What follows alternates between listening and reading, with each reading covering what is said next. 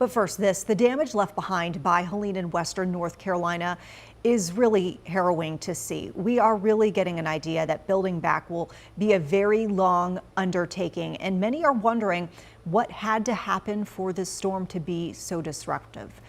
Chief Meteorologist Brad Panovich has spent the last several hours in Boone surveying the damage and speaking with folks there just about what some of the biggest needs are. What are folks telling you as far as, you know, the project at hand right in front of them?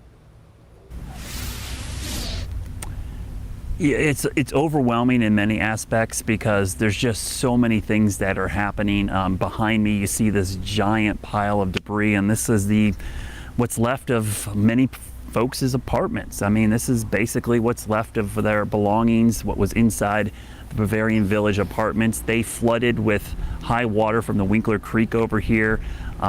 Everybody has been moved out of the apartments. They've had to be completely gutted. Now, the good news, this happened fairly quickly after the flood, so they could start mitigating all of the water and moisture and try to stop mold from forming, because now that's the thing you're worried about. We've been seeing a lot of mold, a lot of dust, and now you're talking about health issues as well. So you have this going on, a lot of people displaced, which you don't really think about.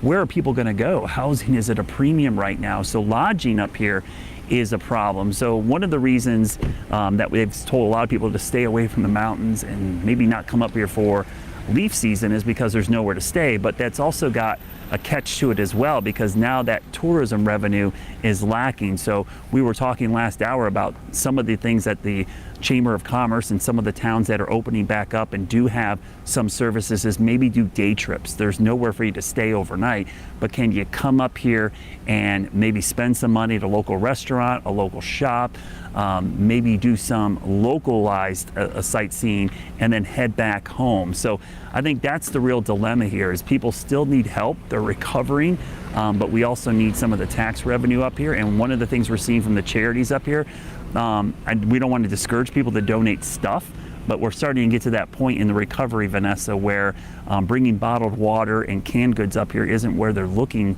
to get supplies from. They actually need monetary donations, and so the monetary donations can be put to use much better up here because they've been overwhelmed with supplies. If you've heard stories of some organizations churning supplies away, it's just because they have nowhere to put it.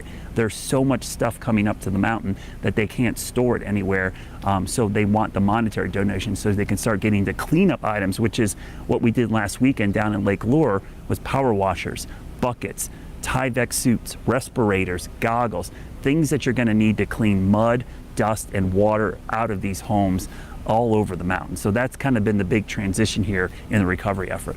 Yeah, I mean, you and I, Brad, were talking about this over the weekend, just how the needs fluctuate day by day. And so, yeah, that's a great reminder. Thank you, Brad, once again.